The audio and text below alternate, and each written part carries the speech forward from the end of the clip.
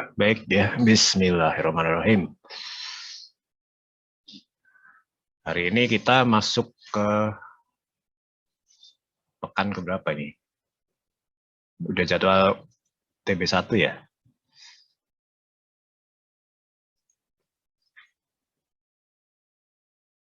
Tuh, ini kok kepalanya ngalangin ini. Kepala.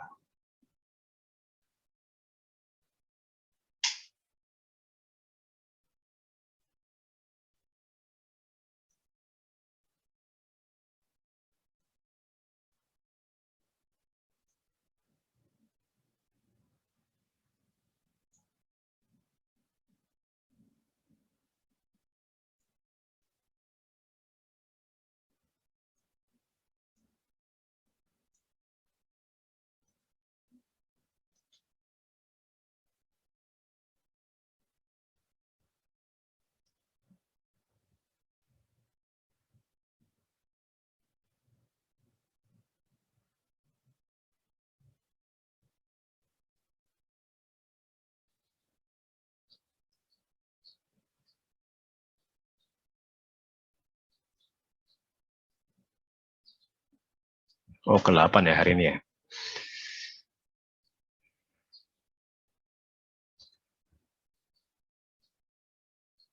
Tanggal 23 ya, ke-8 hari ini. Jadwal ini harusnya ya. Jadwal TS.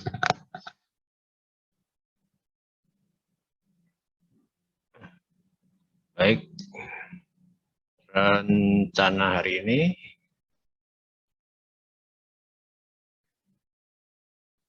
ya, ini draftnya, ini harusnya ini sekarang ya. Tapi ini ada yang belum ya, yaitu di ini siklus pembubutan ya. Jadi hari ini kita bahas ini siklus pembubutan.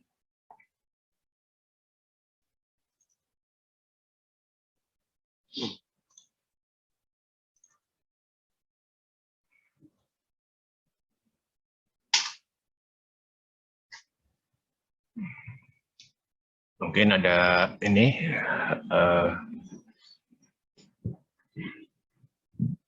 beberapa benda kerja ya, beberapa benda kerja atau satu aja lah ya, satu benda kerja.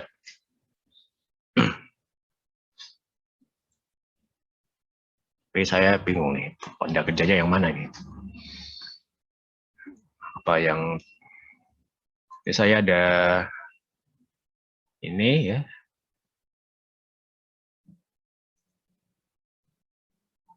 Belum ada pahatnya nih.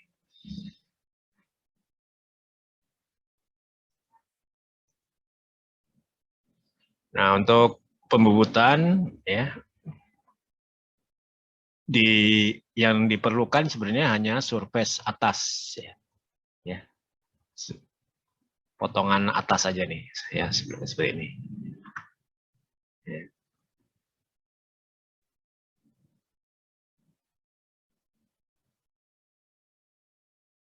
Jadi kalau kita punya, kemarin kan kita buat di beberapa layar.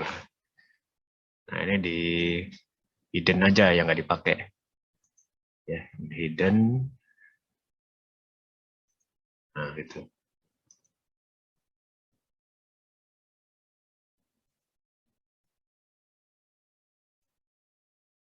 Ini ya.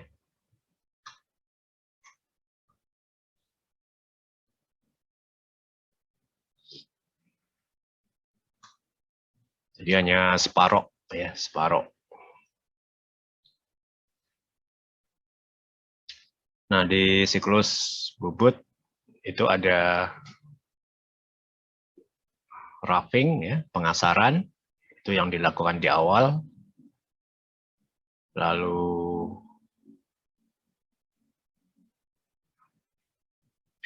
nah ini ya, uniknya ini nih. Biasanya langsung finishing tuh ya. Habis roughing, ganti pahat, langsung finishing ya. Finishing tapi maksudnya itu ini keukuran jadi. Karena bentuk-bentuk yang seperti alur ya dan lain-lain ya, seperti ini Itu dikerjakan setelah ukuran diameternya itu ukuran diameter jadi, ya.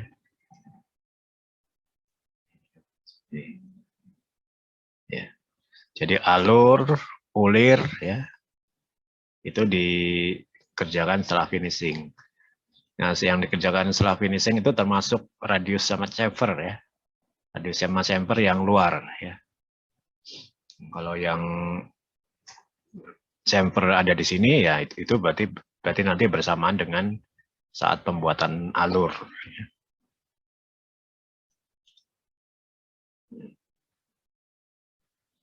Baik, kita ke sini dulu nih, ya.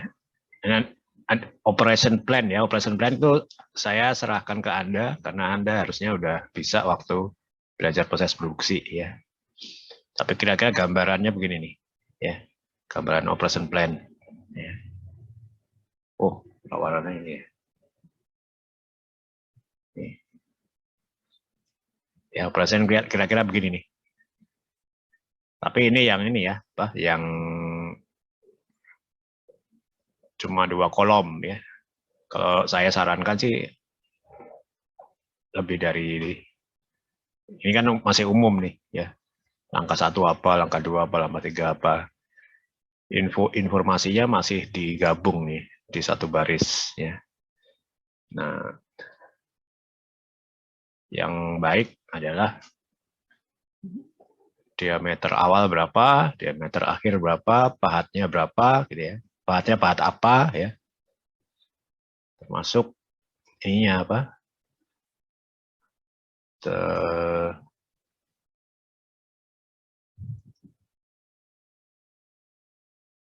Ininya apa? Putaran mesinnya berapa, gitu ya. Fitnya berapa, gitu ya. Kira-kira gitu.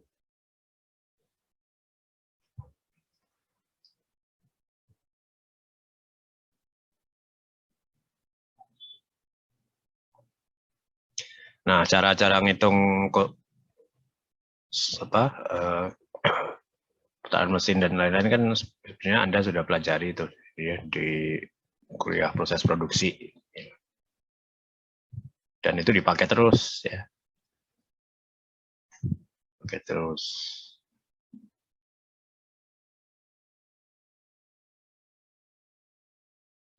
Stop share.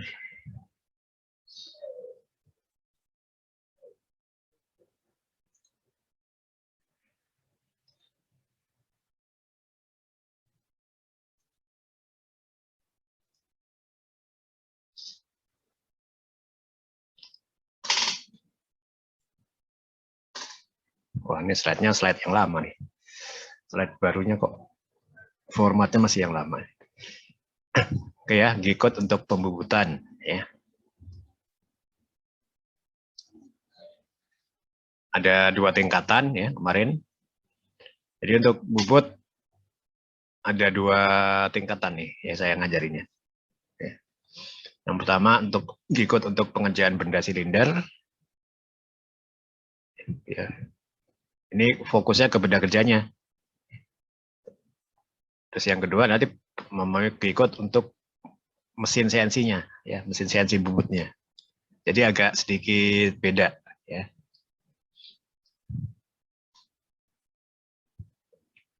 Nah, ini kita mulai berkenalan dengan G-code yang lain, ya.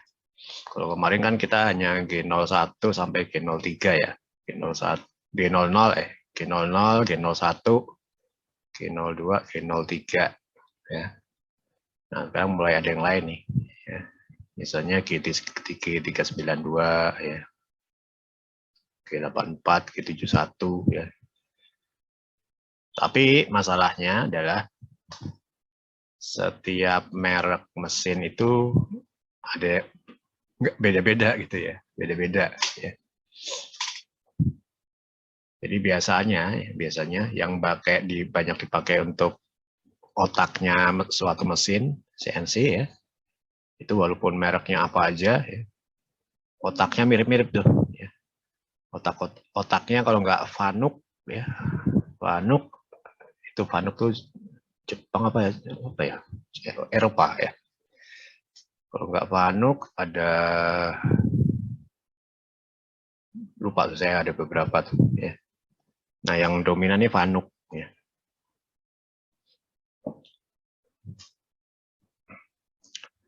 Nah, untuk parameter yang diperlukan selalu seperti ini ya. Titik awal ya. Titik tujuan. Oh, ini untuk ini ya, untuk pengasaran ya. Untuk pengasaran ya, pengasaran ini.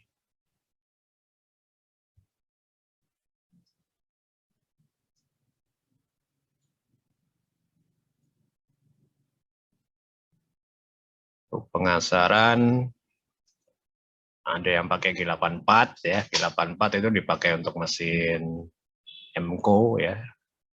Dulu saya dapat pelatihannya mesinnya MCO saya. Dan emang mesin CNC di waktu saya kuliah tuh mereknya MCO. Lalu ada G71, G71 ini di Simco ya, di simulator yang kemarin kita pakai. Ini parameter yang diperlukan ini titik start, titik tujuan, kedalaman potong, fit ya, fit.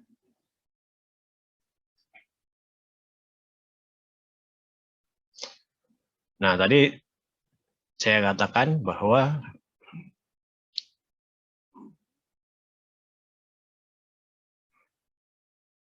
bukan. Tadi kan ada dua macam ya. Dua tingkatan lah ya, dua tingkatan mempelajari ini. Tapi dua tingkatan itu tetap ini berlaku ya. Jangan lupa ya. Kalau di bubut itu sumbu X ya, itu adalah diameter ya, diameter. Ingat ya, diingat-ingat. Dan Z itu adalah panjang bubutan. Panjang bubutan itu kita patokannya pembubutannya dari kanan ke kiri. Dan selalu Z-nya itu dibuat di permukaan benda kerja sebelah kanan. Berarti kita bekerjanya di Z negatif ya. Z negatif.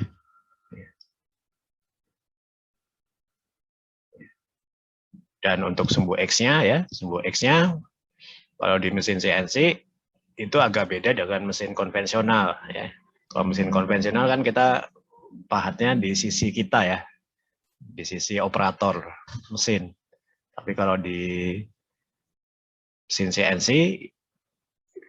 pahatnya diletakkan di atas ya. Di atas berarti kalau dibayangkan di mesin biasa itu letaknya di sisi jauh kita ya, di sisi berseberangan dari kita.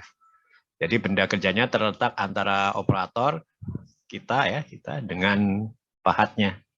Ya. Kenapa? Ya. Kok begitu sih? Ya. Karena kita ingin X-nya selalu positif. Ya. X-nya positif. Ya. Ya. Kalau seperti ini nih ya. Nih. Ya, X-nya positif kalau di sini. Ya. Ya.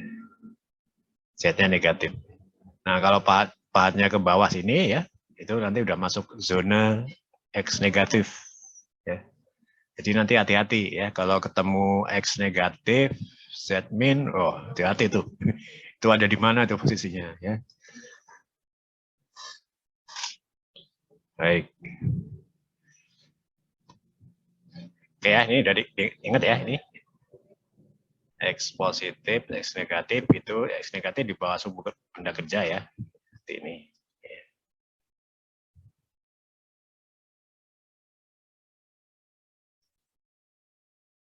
Tuh, ini apa nih? Ini video nih, cuma itu fungsi apa enggak nih? Enggak. Baik, sekarang contoh ya, contoh yang sederhana dulu ya. Sederhana, kenapa sederhana ini? Karena kita mau menjalankan proses roughing ya, roughing atau pengasaran ya. Pengasaran adalah proses yang dilakukan pertama Ya. Oh ya, kita bahas review sedikit ya tentang pencekaman atau cara megang benda kerja ya. Benda kerja kan di pembutuhan kita mungkin yang operator udah luar kepala ini ya. Ada yang cak saja ya, cak saja. Cak bubut maksudnya nih ya, cak saja. Cuk, tulisan bahasa Inggrisnya cuk. Ya, bahasa Indonesia cak ya. Terus ada cak dan center ya. Cak dan center. Ya, center. Center ini bukan center itu ya, bukan center lampu itu ya. Nanti Anda mestinya lihat, masih ingat nih di proses produksi ya, center. Lalu between center ya, between center antara dua center. Nah, kalau antara dua center kan pakai lead dog ya kalau nggak salah ya, lead dog. Atau pakai collet saja, collet ya. Collet ini bahasa Inggrisnya ya, kalau nggak salah. Ini.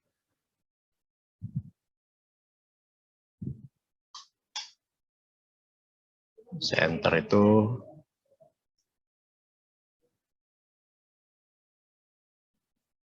center apa center ya?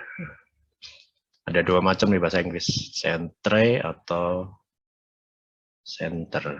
Ya, ini.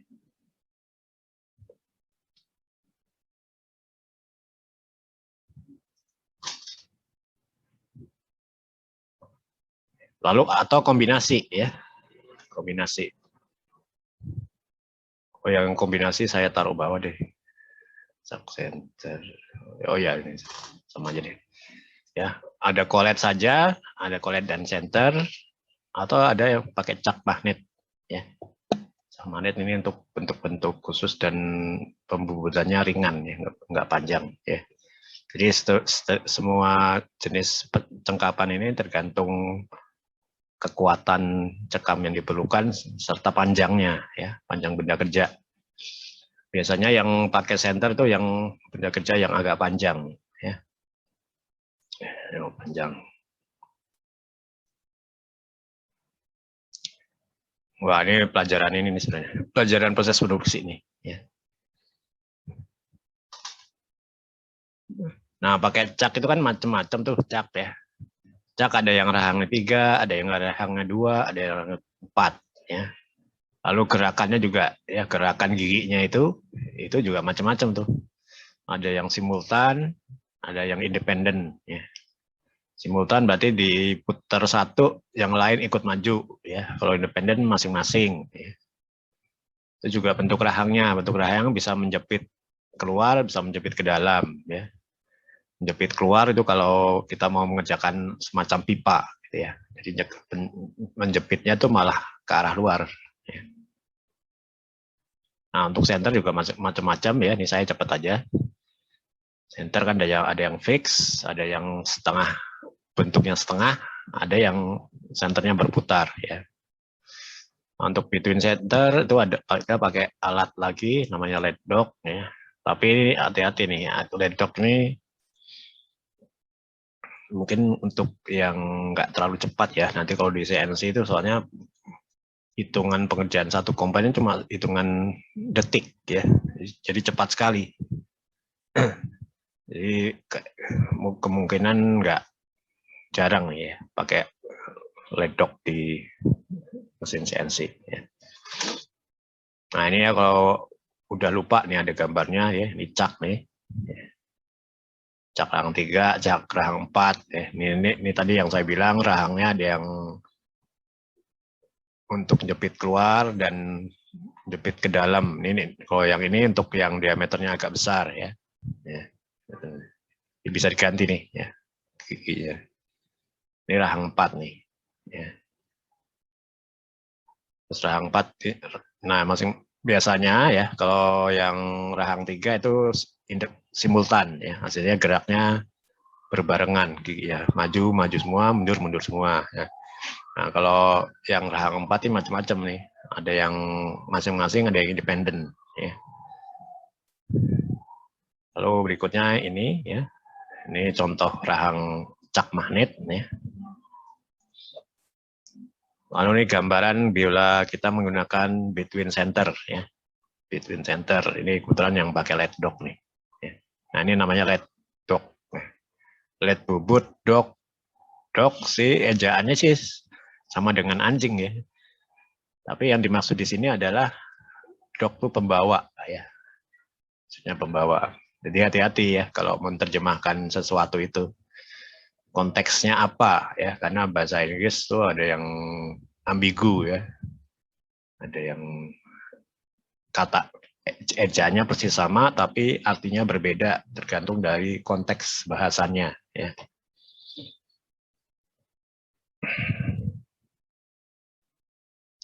Nah, kapan kita pakai collet? Collet itu untuk ukuran presisi ya. Presisi. Benda kerjanya juga collet ini kan terbatas nih. Ya, toleransinya sedikit. Ya, dia biasanya hanya untuk toleransi khusus ya. Juga untuk benda kerja yang permukaannya halus ya.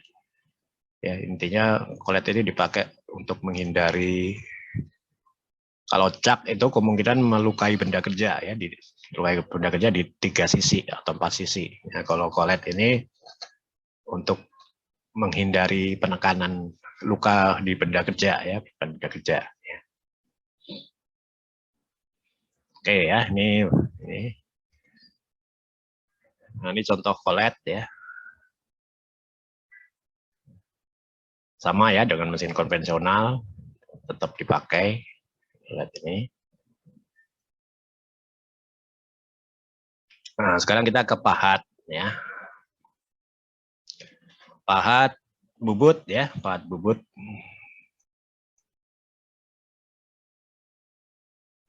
Sekarang ininya dihapus ya. Pengertian bubut di teknik mesin itu beda dengan di masyarakat awam ya. Kalau kita mesin bubut, yang dimaksud bubut di teknik mesin adalah benda kerjanya berputar, benda pahatnya translasi kan, transaksi, atau kalau ngebor ya banyak kan pahatnya diem lah ya. Diem dalam arti tidak berputar, tapi translasi ya. Jadi geraknya lurus ya. Kalau bubut di mesin orang awam kan semua mesin itu dibilang bubut kan ya. Nah, anda harus spesifik ya. Ada pahat kasar ya. Pahat kasar, ada pahat tepi rata ini kan tepinya rata ya. Ini untuk finishing ya. Nah, setiap pahat ini dikasih nama nih ya. Bukan nama sih sebenarnya. Nomor ya, nomor ya. Ya. Misalnya T01, T02, T03 gitu ya. Pahat cut off ya. Nah, ini untuk motong ya.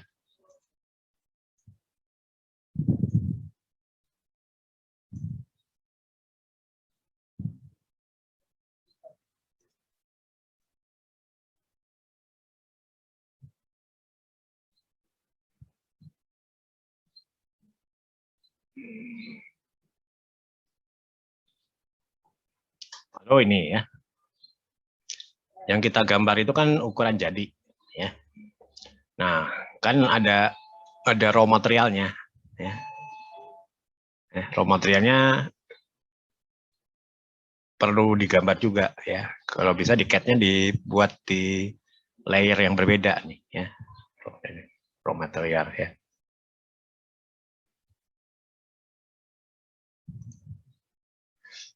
Oke. Oh ya, tadi saya salah ya. Yang proses pertama sebelum roughing tuh ada proses ini biasanya. Facing ya, facing.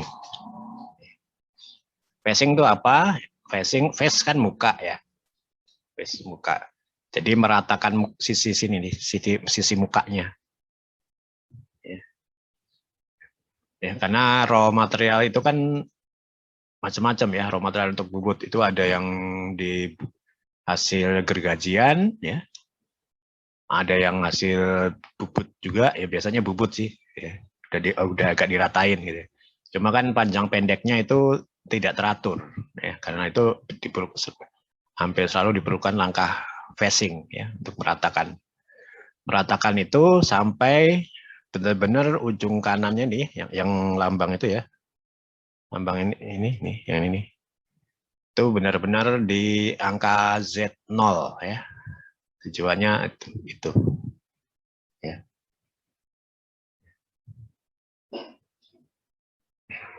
Nah, barulah setelah itu proses pengasaran ya, atau roughing ya. Ya, sini ya.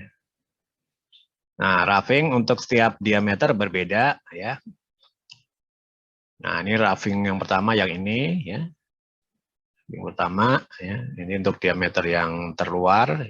Ingat ya, kalau bubut itu diameter yang paling terbesar dulu ya, terluar dulu.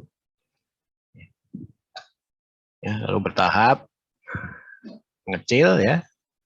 Hati-hati ya, di sini udah ada chamfer, ada fillet ya. Karena itu nanti perlu dihitungkan nih ya. Seringkali untuk agar finishingnya nanti nggak terlalu berat, itu filletnya juga perlu di roughing tadi ya. Fillet dan chamfernya perlu di roughing ya. Ya, jadi di sini ada 3 step untuk roughing ya. Nanti kalau di sini radiusnya cukup besar, berarti nanti perlu juga di sini nih ada proses roughing ya.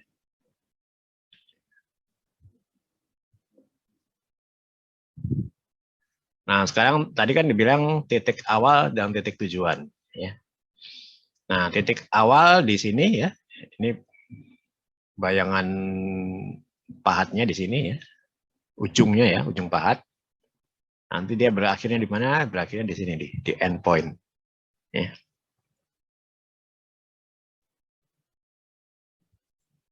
Ini pada terbayang apa? Nggak terbayang.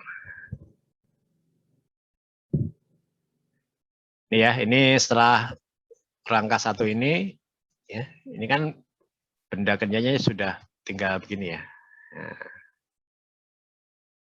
benda kerjanya tinggal sepotong. Ini udah berkurang lah, ini udah nggak ada ya. Ini nggak ada ya. Nah, nanti dilanjutkan dengan ini. Oh, ini ada satu yang kurang nih ya. Satu.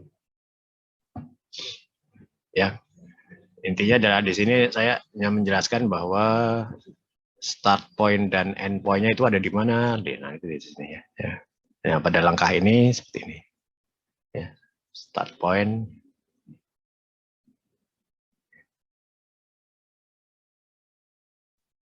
Lanjutnya finishing ya. Finishing kadang dibilang juga contour following ya. Ya, finishing keukuran jadi ya. Ini maksudnya ininya apa? Pahat-pahatnya ya, keren. Di pahatnya dari awalnya di sini terus begini membubut fillet dalam hal ini ada fillet juga, ini build chamfer yang sampai ujung ya. Ujung paling Z paling minus ya. Terus baru ke atas dia gerak ke atas. Gerak ke atas lalu kembali ke posisi bebas ya. Oke ya, ini untuk counter following.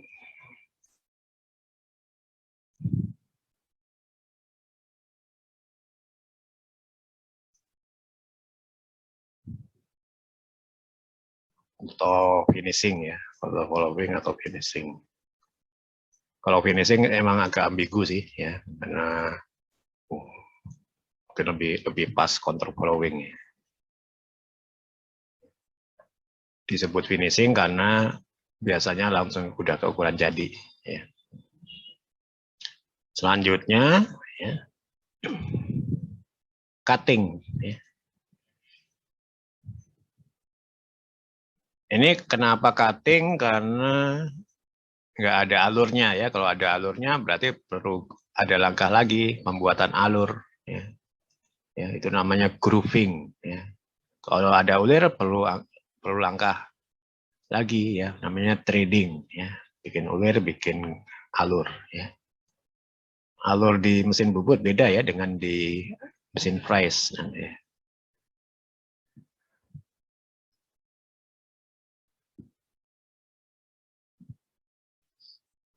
Nah kemarin kita ada ini tugasnya ya, tugasnya kan seperti ini nih kemarin.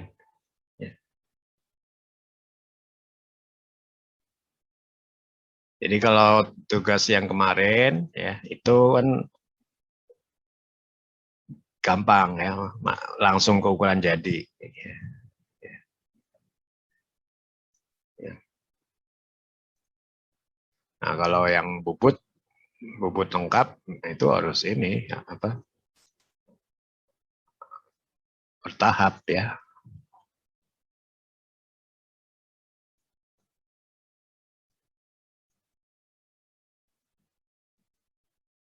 Ya kurang lebih seperti ini. Ini untuk benda kerja yang tadi ya. Dan yang diharapkan dari Anda, kita semua ya, kita tahu nih asal usul angka ini ya, ya, ya. Termasuk I sama K-nya ya. Kenapa I sama K? Karena X sama Z ya. Kan X, Y, Z itu absolut ya. Nilai yang diisi di kolom X dan Z itu nilai absolutnya. Nah, kalau kita inkremental ya, inkremental itu digunakan untuk fillet biasanya ya. Itu adalah X, Y, Z pasangannya I, J, K ya. Jadi kalau yang dipakai X sama Z berarti yang dipakai adalah I sama K ya.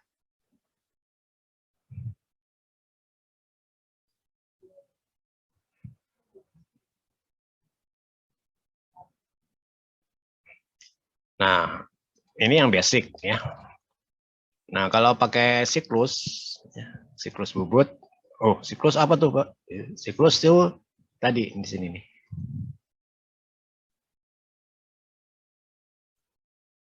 Nama-nama siklus. Oh, lupa ya nih. Oh, saya tulis di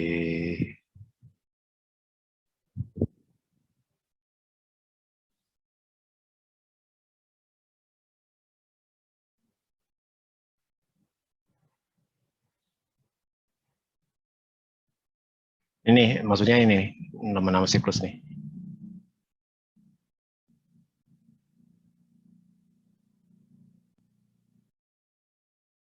Iya, ada yang lupa. Bentar ya.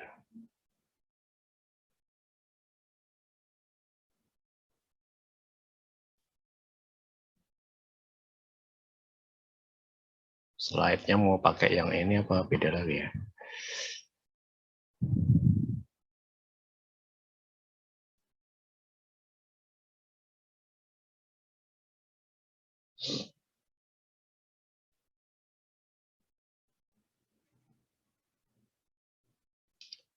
Ya, nama-nama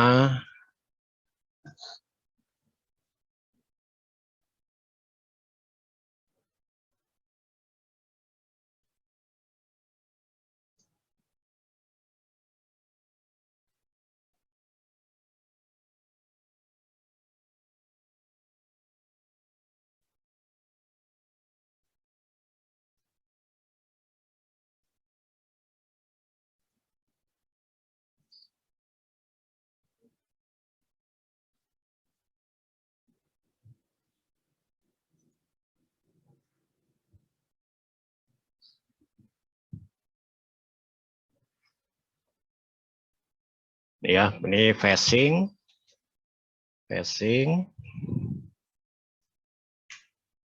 lalu roughing,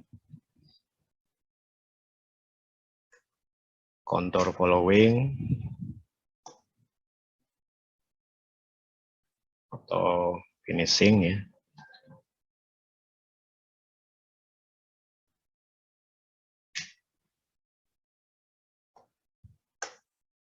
Lalu kalau ada mungkin chamfer ya, chamfer ini sebenarnya sekaligus sama itu sih finishing, chamfering ya, tapi sebut aja filleting. Lalu ada grooving, threading, ya, threading, apalagi groove sampai putus ya, sampai benda kerja putus itu cutting ya, cutting off ya, cutting off ya. Nah ini ya. Nanti kalau ada yang pekerjaan-pekerjaan spesial berarti ada lagi ya. Ya, ya.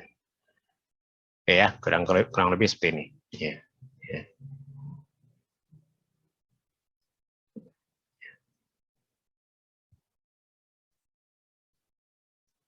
Nah, ya, ini nama-nama siklus bubut.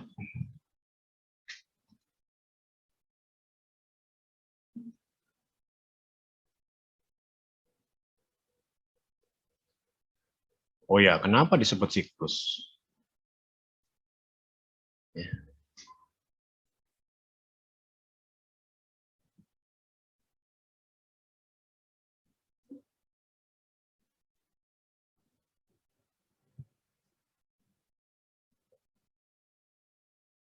Siklus ya, kenapa siklus? Ya.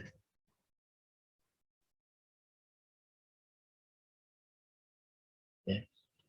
Kenapa disebut siklus? Siklus kan bahasa Inggrisnya cycle ya, cycle atau pakai S ya. Kalau jamak pakai S.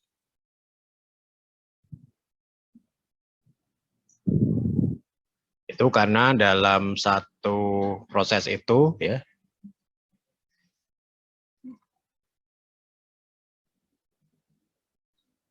dalam satu proses ya, terdiri dari banyak operasi ya, operasi, banyak kombinasi operasi, terdiri dari banyak kombinasi operasi. Operasinya apa aja sih ya, yang paling kita kenal kan G00 ya, G00, G01, lagi mungkin G02 juga ya. Nah ya, isinya itu ya, karena itu disebut siklus ya. Nah kalau ini nggak dijadiin siklus kan baris programnya jadi banyak ya, karena itu digabung menjadi satu siklus ya, dengan satu kode misalnya G84 ya, dengan input titik start titik end ya, start point sama end point. Nah itu cukup ya. Tapi kalau dibuat seperti konvensional seperti kemarin ya, itu barisnya akan banyak sekali ya, bisa ribuan ya. Itu maksudnya Mas ya. Oke, kembali ke sini.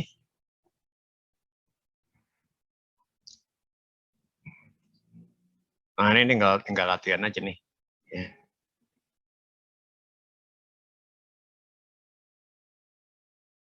Oh ya, kadang ada pengeboran. Berarti sini nanti tadi ada nih, ada drilling. Ya. Ada threading, grooving, filleting, cutting off nih biasanya terakhir ya. Threading ini biasanya setelah grooving. Nah, kadang ada drilling ya. Kadang di bubut ada pembuatan lubang tuh, drilling and boring. Ya. Ya.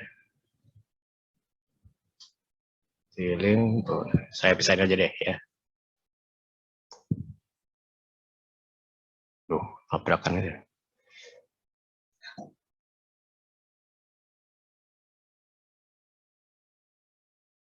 Drilling apa? Drilling? Jadi membuat lubang ya, membuat lubang. Kalau boring membesarkan lubang ya, membesarkan lubang. Jadi drilling itu dari tidak ada ke ada ya. Kalau boring ini sudah ada, cuma di oversize ya misalnya, oversize. Baik ya, kira-kira. Baik, kembali ke sini.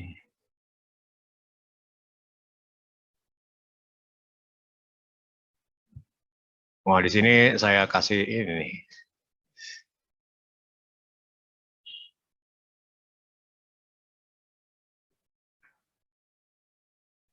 Ini uraian dari beberapa siklus ya.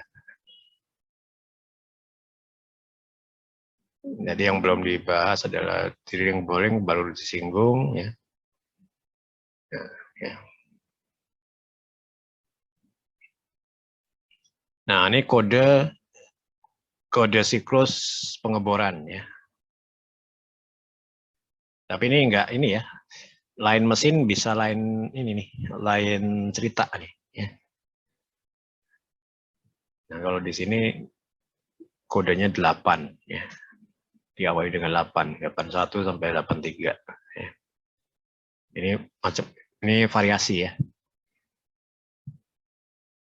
Variasinya di ini bisa dia pakai, kan ada yang ngebor kan yang dari awal sampai akhir sama, gerakannya sama. Terus ada yang bertahap ya. Terus ada yang bertahap dan nahan ya, ditahan dulu ya. Macam ya. Nah, itu beda-beda ininya, beda-beda kodenya ya.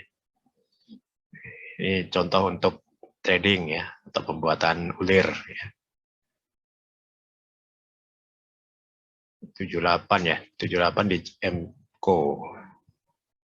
Kalau di ini berapa ya? Di Kimco belum ada di saya catatannya. Nanti bisa dilihat di itunya, Kimco-nya ya. Nah, ini rahasia sebenarnya. Rahasia umum. Jadi untuk pembubutan ulir ya, pembubutan ulir ini ada macam-macamnya nih ya. Ada kiatnya maksudnya ya. Untuk diameter ulir luar ya, misalnya M12 kali 1. M12 ini artinya diameter nominalnya itu 12 mm ya. Lalu jarak ulirnya itu ya, jarak puncak ulirnya adalah 1 mm ya. Ini 1 mm ini pitch-nya ya, kisar ya. Pitch atau diterjemahkan dengan kisar ya. Ini nominalnya ya. Dalam hal ini adalah 1 mm nih.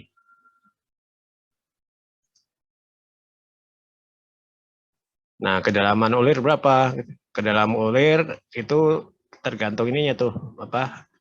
Bentuk dratnya ya. Kalau ISO ya, metrik itu sudutnya 60 derajat ya. Kalau 60 derajat kan berarti segitiga sama sisi ya. Segitiga sama sisi, karena dalam satu segitiga kan jumlah sudut-sudutnya 180 derajat ya. Nah, kalau 60 derajat berarti sama semua tuh ya, sama semua ya. Jadi dalam ulirnya berapa?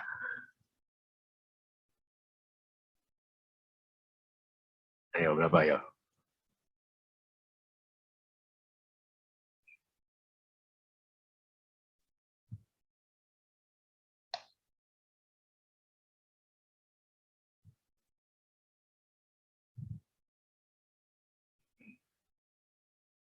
Ini saya gambar. Hapus dulu deh.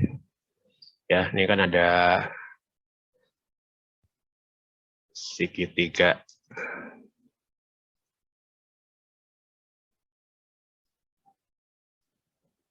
Ya. Segitiga sama kaki. Ya. Ini kalau misalnya nih kepala ulir ya. 0,8 Pak. 0,8. Dapat dari mana? Dihitung bikin ya. sketch ya.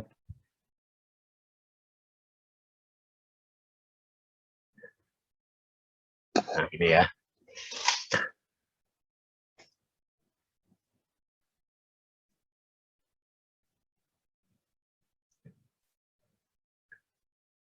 Ini kan ini 1 mili ya, 1 mili. Ini ya, ini kan 1 mili nih.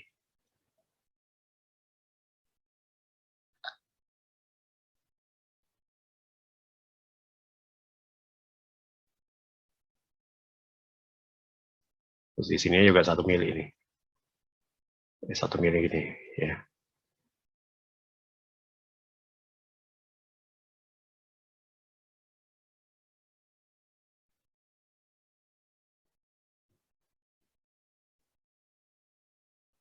Nggak di-cut susah ya. Nah, ya, kedalaman ulir adalah ini nih, sininya ya.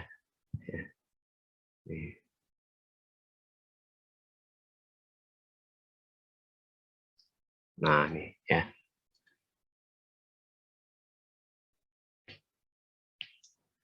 Nah, info kedalaman ulir ini nanti yang diperlukan ya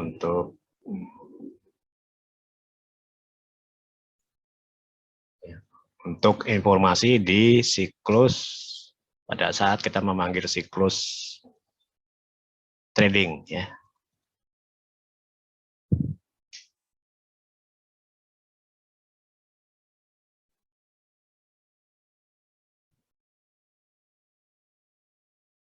Ini 1, ini 60 derajat. Berarti ini cos ya. Cos ya. 1 cos 60. Cos 60 berapa? Kosinus ya, kosinus. Oke ya, itu tadi. Nah, nanti dipakainya di mana? Dipakainya di sini nih, Mas. Ya.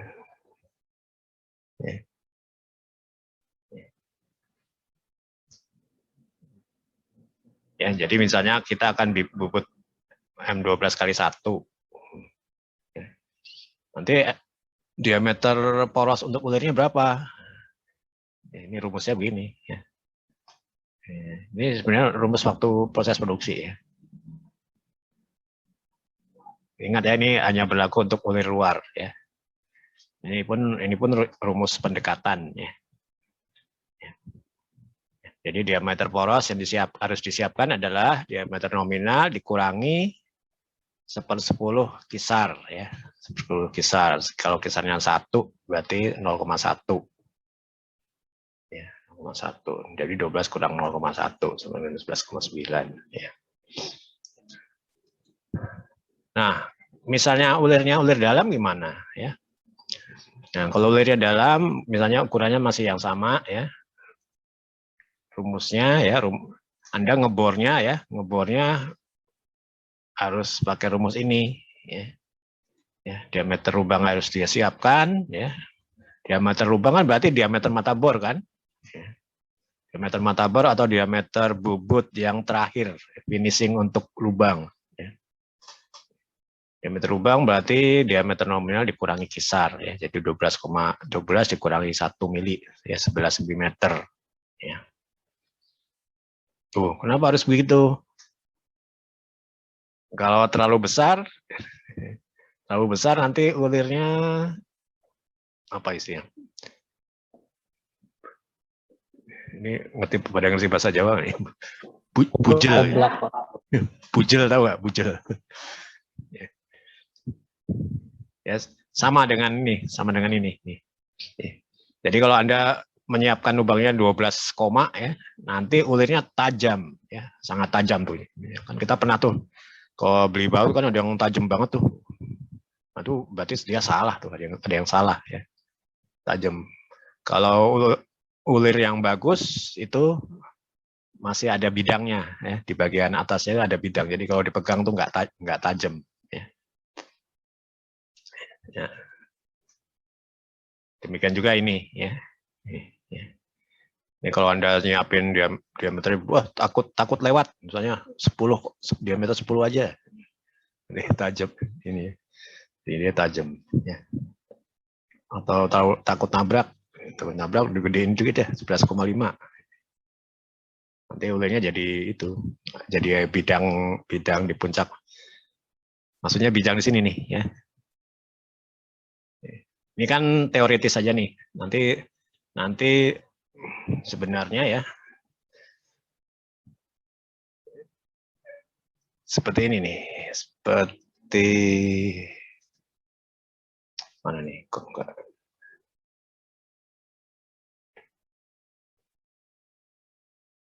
Nah, gini nih, ya.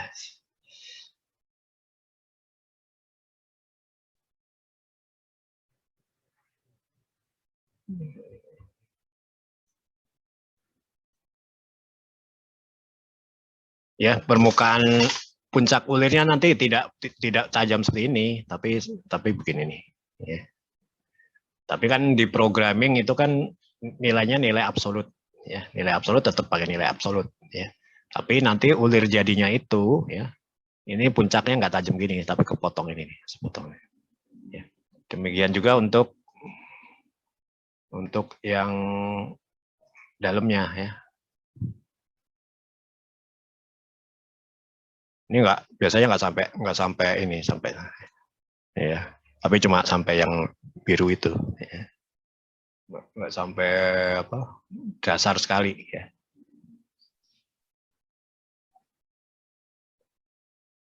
Oke ya, yang biasa bikin ulir tahu, ya.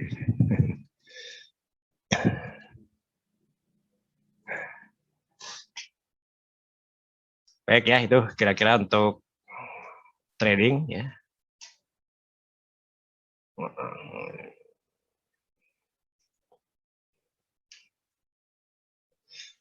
Nah, khusus untuk trading, ya, ini ada yang detail yang perlu nih, ya. Jadi baik di CAD maupun di machiningnya, ya. Nanti di CAD-nya gambarnya begini nih, Mas. Ya. Ya.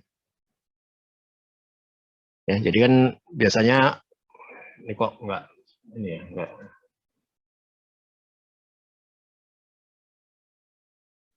Ya, biasanya chamfer itu kan 45 derajat. Ya, 45 derajat. Ya, jadi pada saat kita counter following itu kan sekaligus chamfer, finishing chamfer ya ini. Nah, gitu ya. Ini macam-macam sih, ada yang 45 derajat, ada yang 60 derajat, ada yang nggak pakai malah nih. Yang nggak pakai chamfer gitu. Kalau yang nggak pakai chamfer nanti biasanya bautnya susah masuk tuh. Susah masuk ke lubangnya, ya. Nah, ini garis ini yang saya maksud nih. Garis yang tipis ini, ya. Itu adalah ilustrasi dari diameter inti ulir, ya. Diameter inti ulir. Ya.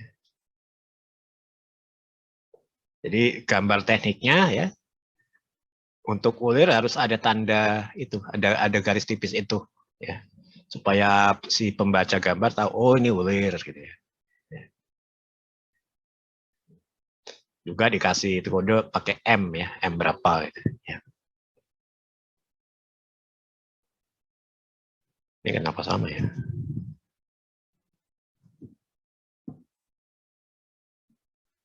Baik, seperti itu kira-kira.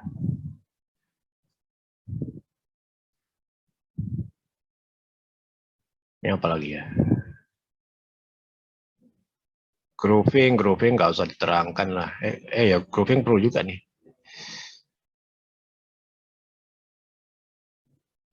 Ya, ini ilustrasi dari groovingnya nanti belum ada berarti ya.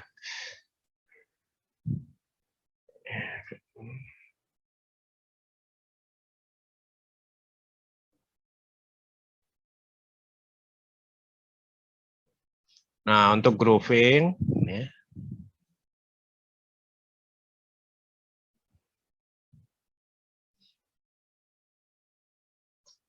ini ada parameter penting nih, ya. Nomor 1,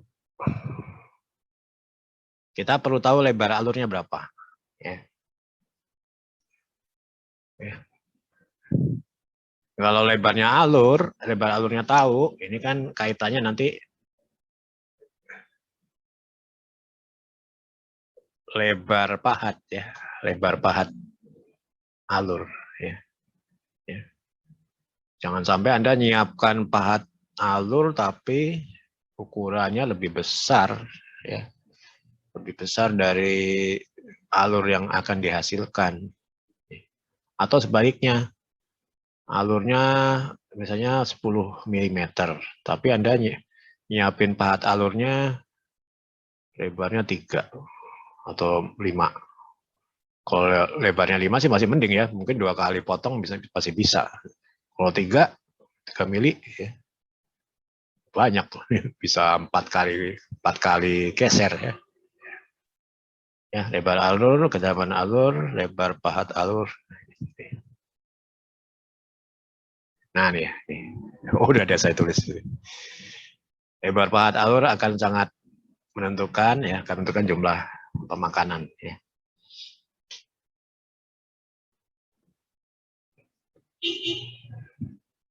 Ini perlu gambar nggak? Gambarnya sih enaknya di cat nih.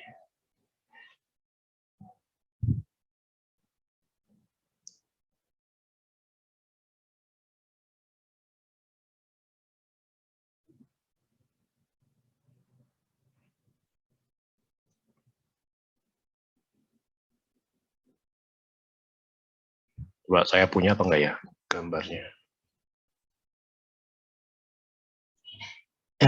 Ya, misalnya gini nih.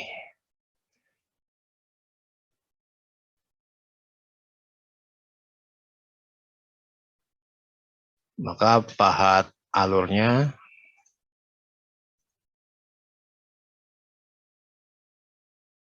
ya misalnya bentuknya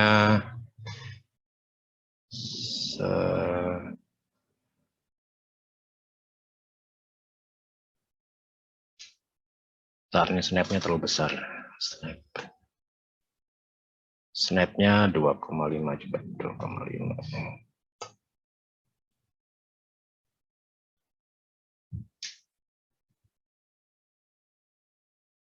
Ya, misalnya pahat alurnya begini nih.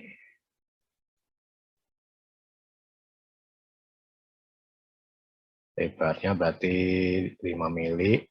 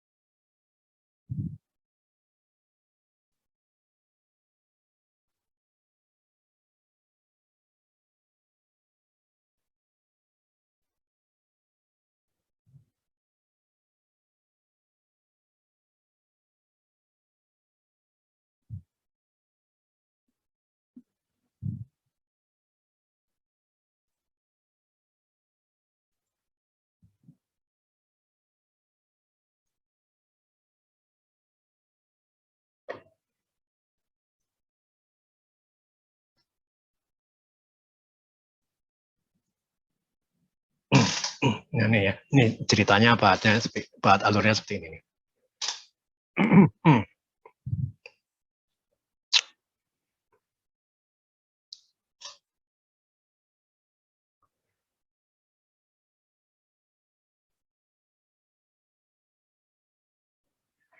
Loh, heng.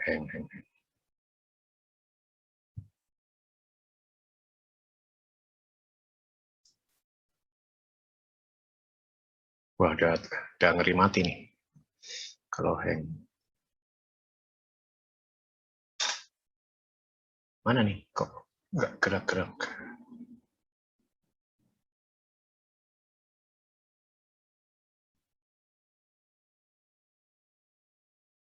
Oh, harddisknya bekerja keras.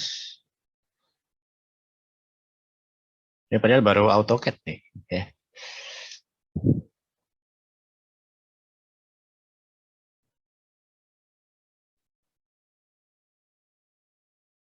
Kali pakai 2007 aja kali ya. Yang nggak terlalu berat ya.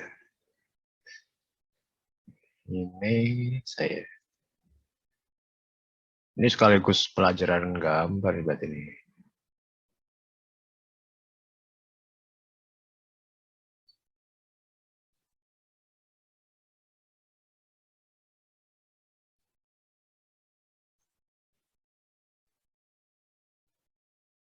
Jadi kalau pahat dipotong itu biasanya dibuat tipis nih ya.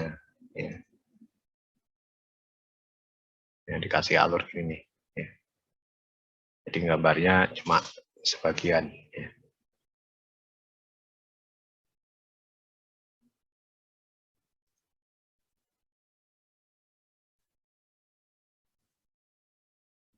Gitu ya, dikasih. Kalau gambar benda dipotong ya, Anda harus kasih gambar garis bebas tipis gini. Nah, simpan dulu.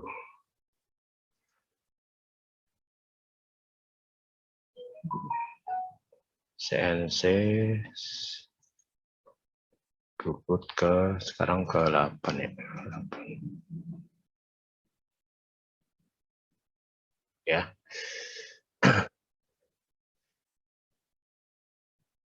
Nah, titik yang kita pakai mana ya? Kalau titik yang dipakai adalah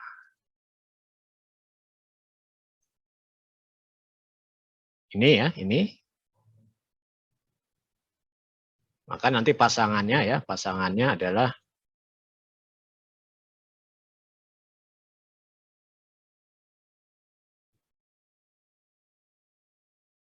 ini ke sini. Ya kan? Tapi kalau Anda pakai patokan sini, maka pasangannya di sini nih. Ya. Ya, jadi hati-hati ya. Untuk pahat alur ada 2 referensi ya. Bisa pakai referensi di sini, bisa pakai referensi di sini. Ya. Yang penting lebar pahat alurnya itu harus lebih kecil ya daripada lebar alur ini. Ya.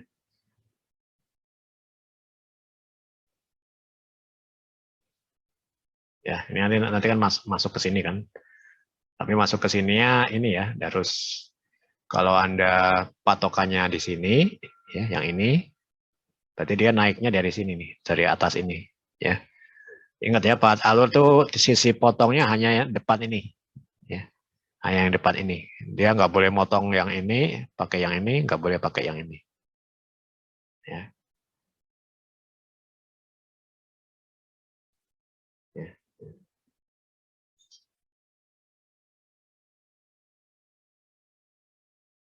Oke ya, saya buat.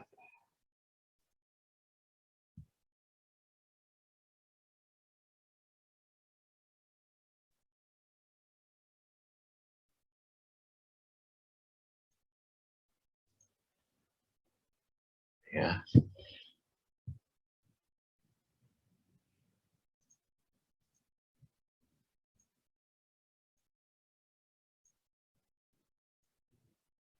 Nekatnya konvensional aja nih. Harusnya di join dulu ya. Nah, ya kalau Anda pakai yang ini, berarti ini ya, di atas ini nih. Ya. Jadi kalau Anda pakai yang ini, ya,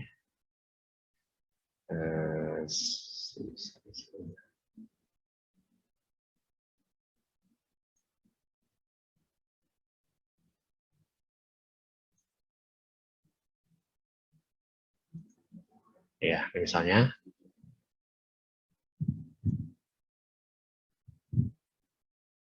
Anda patokannya ini. Nih, ya. Terbayang nggak? Ya. Jadi kalau pakai yang patokan di sini ya, patokan di sini, dia gesernya ya, titik startnya berarti teks ini start point ya.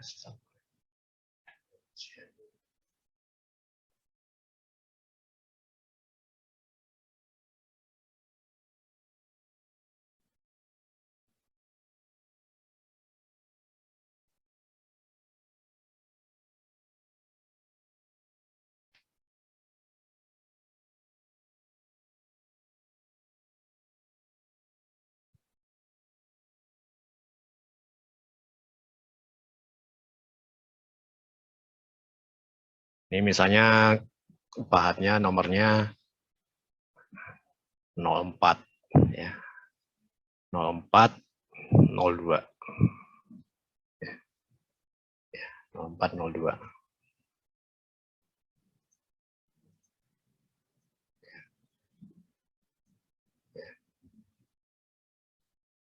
Nah, misalnya kalau pakai yang ini,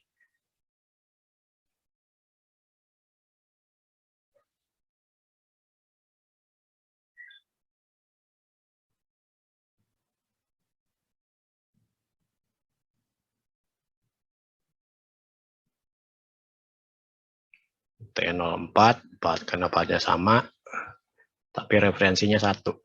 Referensinya titik yang satu. Ya, nah, nanti gini nih. Ya.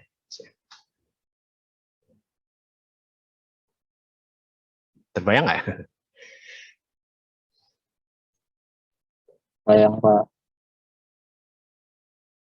Mudah-mudahan semua background-nya teknik mesin.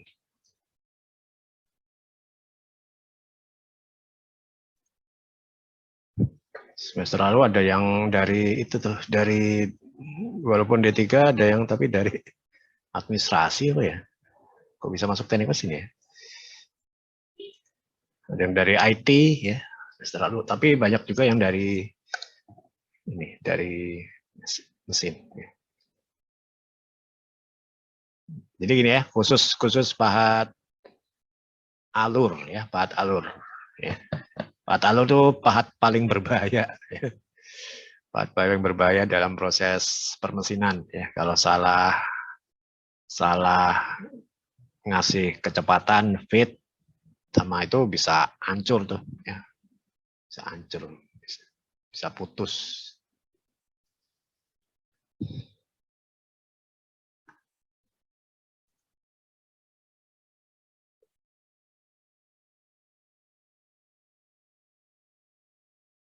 Oke, saya rekam dulu ini, saya rekam dulu. Nah,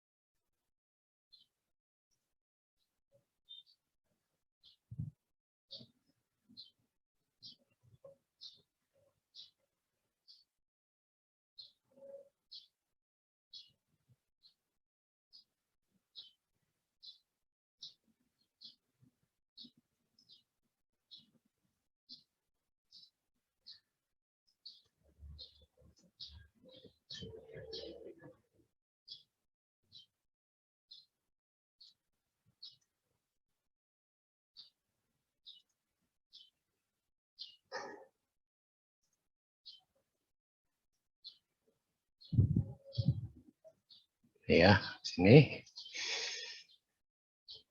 insert gambar yang tadi.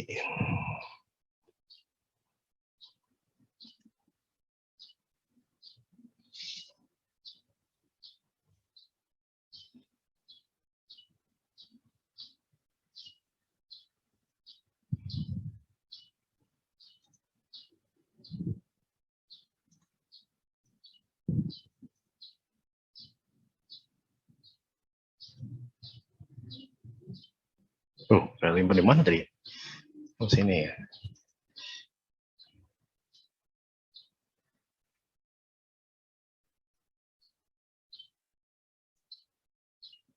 Nah,